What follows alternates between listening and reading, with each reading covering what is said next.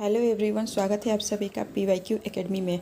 Friends, आज की video में हम इकोनॉमिक्स पार्ट 2 करेंगे। इससे पहले हमने इकोनॉमिक्स के पार्ट 1 को कंप्लीट कराया था, जिसमें टोटल 50 क्वेश्चन मैंने कराया हुआ है।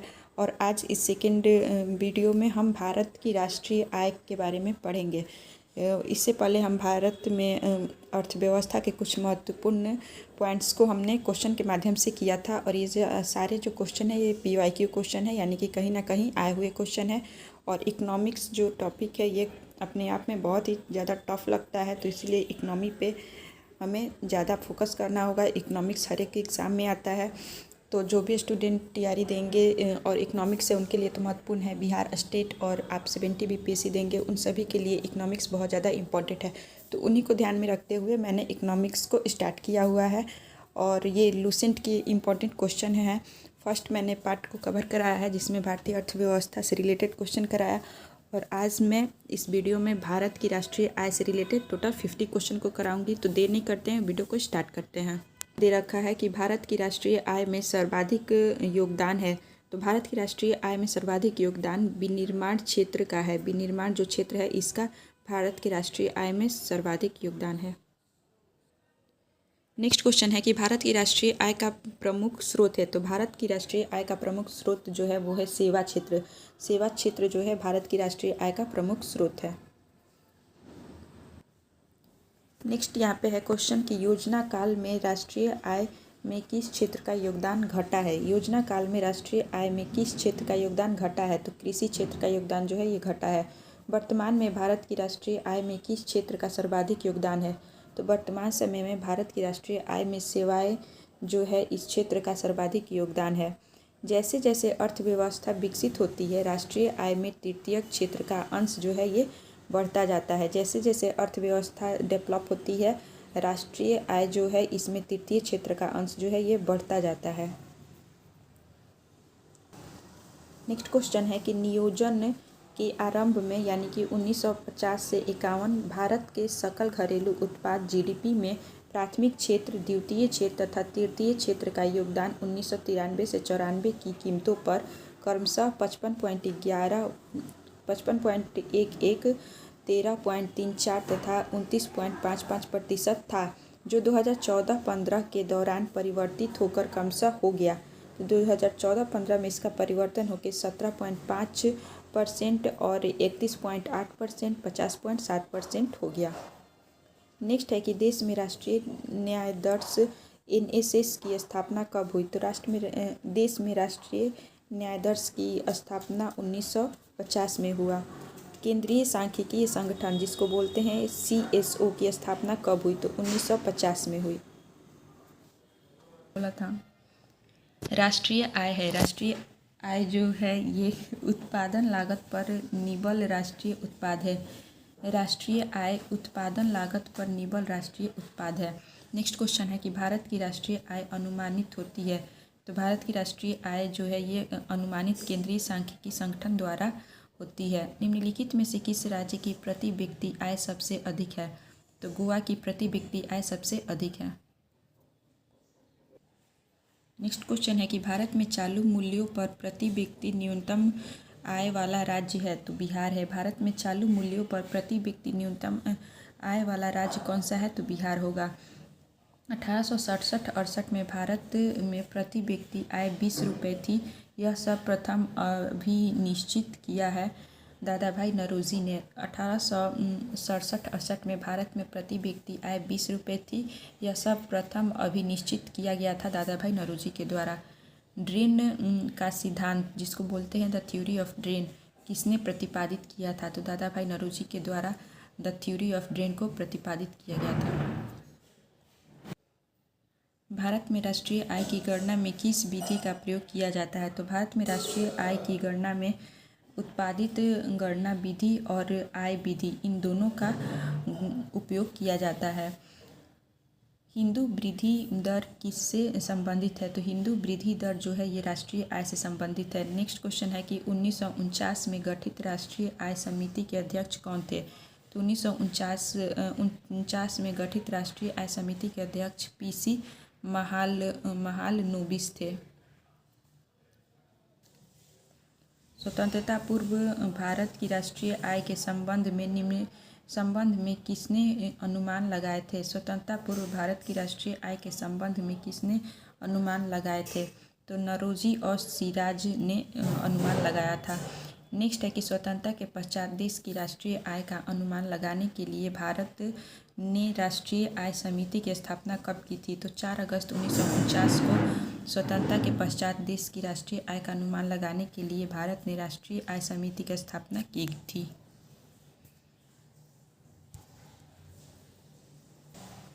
नेक्स्ट क्वेश्चन है कि स्वतंत्रता के बाद की समयावधि के लिए राष्ट्रीय आय अनुमानों को किस श्रृंखला के अंतर्गत रखा गया था?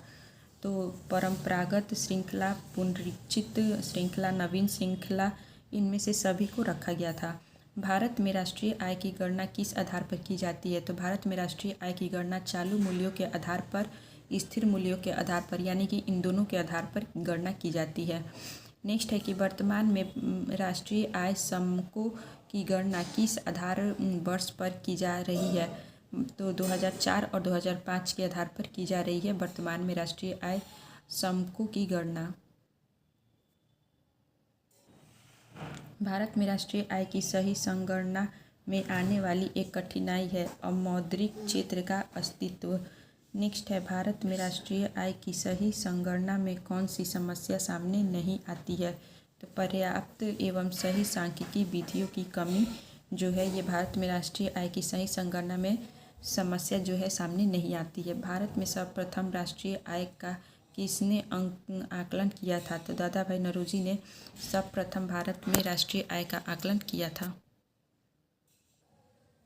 दादा भाई नौरोजी ने अपने धन का पलायन सिद्धांत का किस पुस्तक में वर्णन किया था?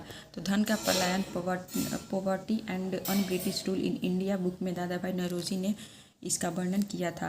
भारत की राष्ट्रीय आय में सर्वाधिक योगदान किसका है? तो भारत की राष्ट्रीय आय में सर्वाधिक योगदान जो है तृतीय क्षेत्र का है।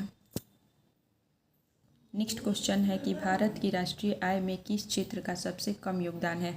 तो भारत की राष्ट्रीय आय में प्रथम क्षेत्र का सबसे कम योगदान है। भारत में राष्ट्रीय आय की गणना निम्नलिखित में से किसके द्वारा की जाती है? तो भारत में राष्ट्रीय आय की गणना केंद्रीय सांख्यिकीय गठन के द्वारा की जाती है। नेक्स्ट क्वेश्चन है कि किसी देश की आर्थिक वृद्धि की सर्वाधिक उपयुक्त माप है सकल घरेलू उत्पाद यानी कि GDP। राष्ट्रीय आय का परिकलन निम्नलिखित में से किस एक को छोड़कर अन्य सभी तरीकों से किया जा सकता है? तो सभी प्रकार की बचत का योग के तरीकों से किया जा सकता है। निम्नलिखित में से किसको राष्ट्रीय आय में शामिल नहीं किया जा सकता? तो लॉटरी जीतना जो है ये राष्ट्रीय आय में शामिल नहीं किया जा सकता, जबकि मालिक के कब्जे में मकानों का आरोपित किराया ये राष्ट्रीय आय में शामिल होता है। नए पुलों के निर्माण पर किया गया सरकारी व्यय ये भी शामिल है। किसी मकान की बिक्री के लिए एजेंट को दिया गया कमीशन, ये तीनों जो है ये राष्ट्रीय आय में शामिल है, जबकि लॉटरी जीतना ये शामिल नहीं। नेक्स्ट क्वेश्चन है कि प्रति व्यक्ति आय निकालने के लिए राष्ट्रीय आय को भाग दिया जाता है देश की कुल जनसंख्या से। प्रति व्यक्ति आय निकालने के लिए राष्ट्रीय आय को भाग दिया जाता है देश की कुल जनसंख्या से। भारत की राष्ट्रीय आय के बारे में कौन सा कथन सही है? तो दे रखा है ऑप्शन, सेवाओं की अपेक्षा कृषि का प्रतिशत हिस्सा अधिक है, कृषि की अपेक्षा और उद्योग का प्रतिशत हिस्सा अधिक है, उद्योग की अपेक्षा सेवाओं का प्रतिशत हिस्सा अधिक है। तो इसका राइट आंसर हो जाएगा कि संयुक्त रूप से कृषि और उद्योग की अपेक्षा सेवाओं का प्रतिशत ही अधिक है। ये जो है ये ऑप्शन कथन जो है ये सही है कि संयुक्त रूप से कृषि और उद्योग की अपेक्षा सेवाओं का प्रतिशत हिस्सा अधिक है। भारतीय राष्ट्रीय आय के बारे में ये सही है। अमीरों की तुलना में गरीब बचत करते हैं, ये जो है अपनी आय के अपेक्षाकृत छोटे हिस्से की वो बचत करते हैं। नेक्स्ट क्वेश्चन है कि भारत के सकल घरेलू उत्पाद में नीचे दिए गए विभिन्न क्षेत्रों के योगदान का कौन सा एक सही हास्यवान क्रम है? तो वो राइट जो है वो हो जाएगा सेवा, उद्योग और कृषि। नेक्स्ट है कि भारत में स्थिर मूल्यों पर सकल घरेलू उत्पाद GDP के प्राकलन के लिए वर्तमान में आधार वर्ष है तो 1999 से 2000 है। निम्नलिखित में से कौन सा क्षेत्र भारत के सकल घरेलू उत्पाद यानी कि GDP को सर्वाधिक योगदान देता है? तो तृतीय जो क्षेत्र है ये GDP को सर्वाधिक योगदान देता है। नेक्स्ट क्वेश्चन है कि सकल घरेलू उत्पाद यानी कि जीडीपी के बारे में निम्नलिखित कथनों पर विचार कीजिए। तो दे रखा है फर्स्ट में कि यह एक वर्ष में एक देश की सीमाओं के अंदर बनी सभी वस्तुओं एवं दी गई सेवाओं का बाजार मूल्य है। सेकंड में यह एक अनुबंध समय अवधि में देश के अंदर उत्पादित समस्त अत्यंत वस्तुओं एवं सेवाओं के लिए कुल व्ययों के बराबर है। तो इसमें से जो फर्स्ट ऑप्शन है ये राइट है, यानी कि यह एक वर्ष में एक देश की सीमाओं के अंदर बनी सभी वस्तुओं एवं दी गई सेवाओं का बाजार मूल्य है, जो कि जीडीपी है। नेक्स्ट क्वेश्चन है कि मूल्यह्रास किसके बराबर होता है। सकल राष्ट्रीय उत्पाद, निवल और राष्ट्रीय उत्पाद के बराबर होता है मूल्यह्रास। नेक्स्ट है कि निम्नलिखित में से कौन सी राष्ट्रीय आय के मापन की विधि नहीं है। तो निवेश विधि जो है ये राष्ट्रीय आय के मापन की विधि नहीं है। निम्नलिखित में से कौन सी पद्धति राष्ट्रीय आय आकलन की पद्धति नहीं है। तो मैट्रिक्स पद्धति जो है ये राष्ट्रीय आय आकलन की पद्धति नहीं है। राष्ट्रीय आय निकालने के लिए एनएनपी में से किसे घटाया जाता है। तो अप्रत्यक्ष कर जो है ये राष्ट्रीय आय निकालने के लिए एनएनपी से घटाया जाता है। जीएनपी से एनएनपी निकालने के लिए निम्न में से किसको घटाया जाता है। तो हास्य को। जीएनपी से एनएनपी निकालने के लिए निम्न में से किसको घटाया जाता है। तो हास्य को। नेक्स्ट क्वेश्चन है कि सकल राष्ट्रीय उत्पाद मूल्यह्रास है। निवल राष्ट्रीय उत्पाद का जो है ये सकल राष्ट्रीय उत्पाद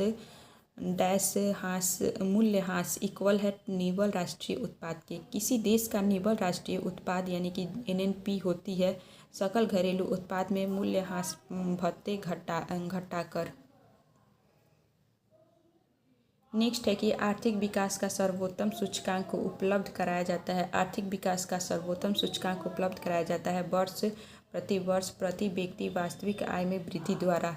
नेक्स्ट है कि अंतर्राष्ट्रीय समुद्र में यानी कि समुद्र में भारतीय मछुआरों द्वारा पकड़ी गई मछलियाँ निम्नलिखित में से किसकी जीडीपी का हिस्सा है।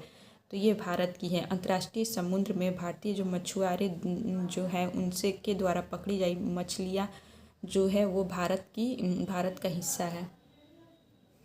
नेक्स्ट क्वेश्चन है कि आय विधि से राष्ट्रीय आय का आकलन करते समय निम्नलिखित में से किसको शामिल नहीं किया जा सकता।